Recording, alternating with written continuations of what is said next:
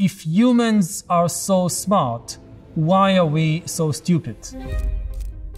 We have managed to reach the moon, to split the atom, to decipher DNA, and yet with all our knowledge and wisdom, we are on the verge of ecological collapse, perhaps of a third world war, and also we are developing an extremely powerful technology, AI, which might get out of our control and enslave or destroy us.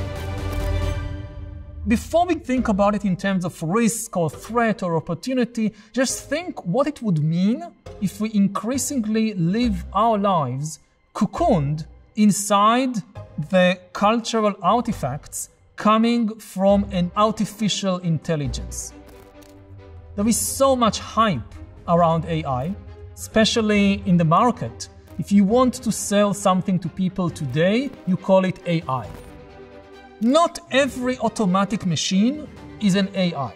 What makes AI is that it is able to learn and change by itself and come up with decisions and ideas that we don't anticipate, can't anticipate.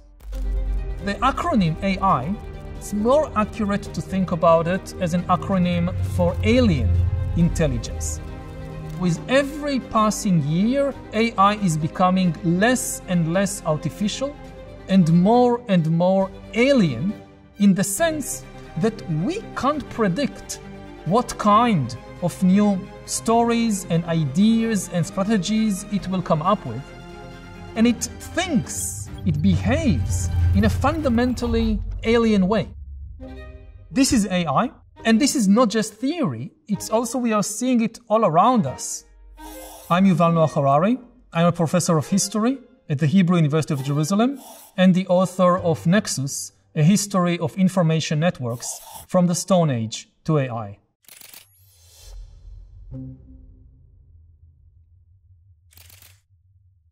Whenever a new technology is invented, it changes all the social and economic and political structures, and it often does so in a non-deterministic way. For instance, in the 20th century, the rise of mass media and mass information technology, like the telegraph and radio and television, on the one hand, they now form the basis for large-scale democratic systems, and on the other hand, for large-scale totalitarian systems. Before the rise of modern information technology, ancient kings in Mesopotamia or Roman emperors or Chinese emperors, they had a very limited capacity to collect information. They could not micromanage the social and economic and cultural lives of every individual in the country. They didn't have the information necessary to do it. All information technologies up to the 21st century were organic networks based on our organic brain.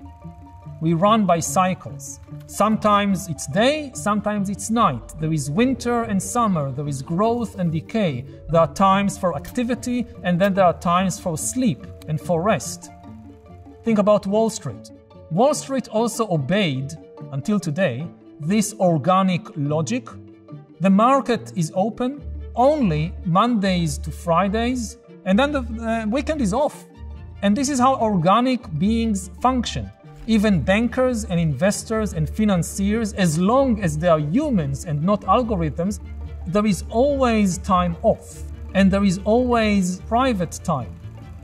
Until the rise of AI, even the most totalitarian regimes, like in the Soviet Union, they could not monitor, they could not surveil everybody all the time. The Soviet Union did not have enough KGB agents to follow every Soviet citizen 24 hours a day. And even if you somehow managed to follow all the people all the time, they didn't have enough analysts to go over all the information and make sense of it. So organic information networks, they always run by cycles, there is always time to rest, and there is always a measure of privacy.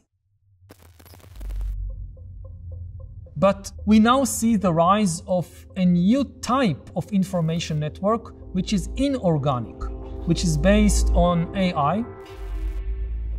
It need not have any breaks. They are always on, and therefore they might force us to be always on, always being watched, always being monitored.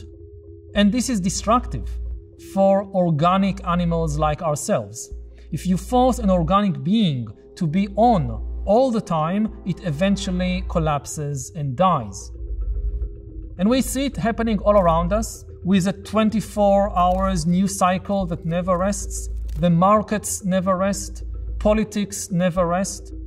Anything you do or say at any time might be watched and recorded.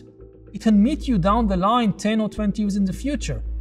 So basically the whole of life is becoming like one long job interview.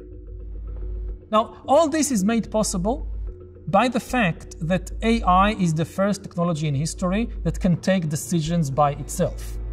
Until today, all our big information networks, they were managed, they were populated by human bureaucrats. A curious fact is that at least in the United States, there is already a legal path open for AIs to become legal persons. Corporations are considered legal persons that even have rights like freedom of speech. So for instance, it can open a bank account. Corporations open bank accounts. Why can't the AI do it? It's a corporation. It can earn money. And then it takes its money and invests it. And because it's so good at making investment decisions, it earns billions and billions. We could be in a situation when the richest person in the United States is not a human being. The richest person in the United States is an incorporated AI. So the legal and practical path to this situation is open. So what we are facing is not, like a Hollywood science fiction scenario of one big evil computer trying to take over the world. No, it's nothing like that. It's more like millions and millions of AI bureaucrats that are given more and more authority to make decisions about us in banks, in armies, in governments. And again, there is good potential in that as well. They can provide us with the best healthcare in history. But there are, of course, huge risks. What happens if you can no longer understand why the bank refused to give you a loan, why the government or the army did this or did that? When power shifts from organic humans to these alien inorganic AIs, it just becomes more and more difficult for us to understand the decisions that shape our life. The biggest misconception about information is that information is truth.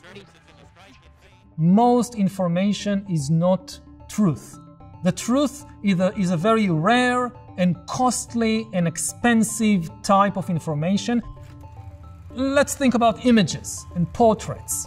Over the last 2,000 years, people have created billions and billions of portraits of Jesus, and not a single one of them is an authentic depiction because we have no idea how Jesus looked like. There is not a single portrait made during his lifetime, and the Bible doesn't say a single word about how he looked like.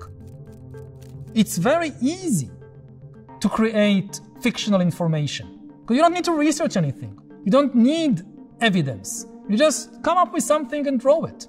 If you want to paint a truthful picture of anything, of a person, of an economy, of a war, you need to invest a lot of time and effort and money to research, to make sure that you get it right.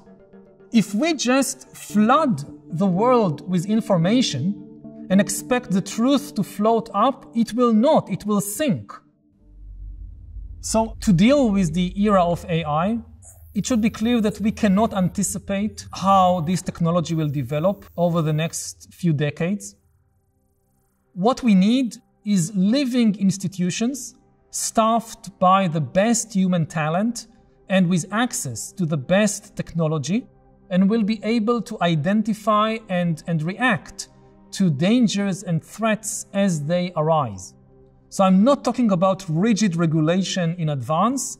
I'm talking about the need for new institutions, because you can never rely on just, the letter of the law, or on a charismatic individual, some genius to do it.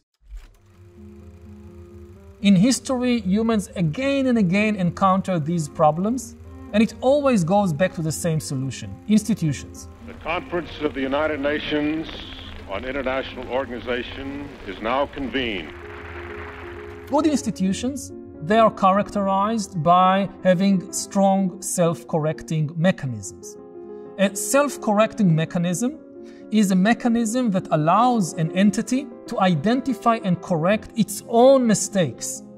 You don't have to rely on the environment, on something out there to correct your mistakes. You can correct your own mistakes. This is a basic feature of any functioning organism. Like, how does a child learn to walk? Mostly it's self-correction. This goes all the way to entire countries. This is the heart of democratic systems.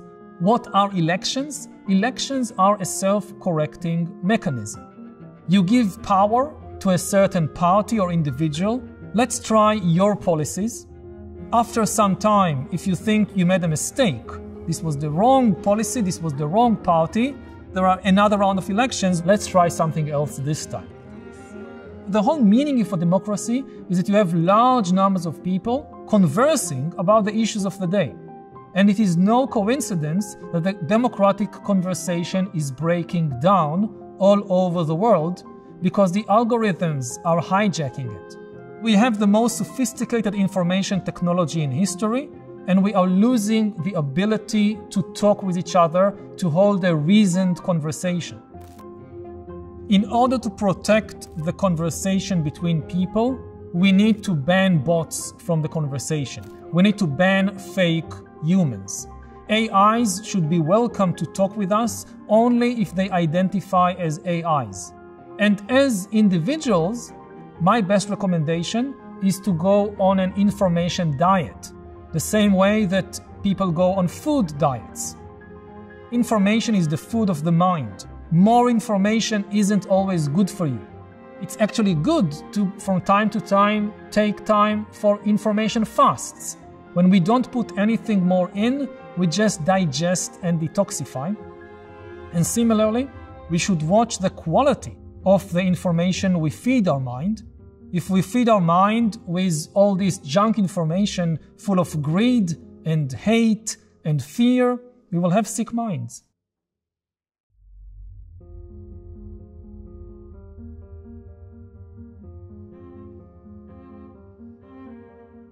Want to support the channel? Join the Big Think members community, where you get access to videos early, ad-free.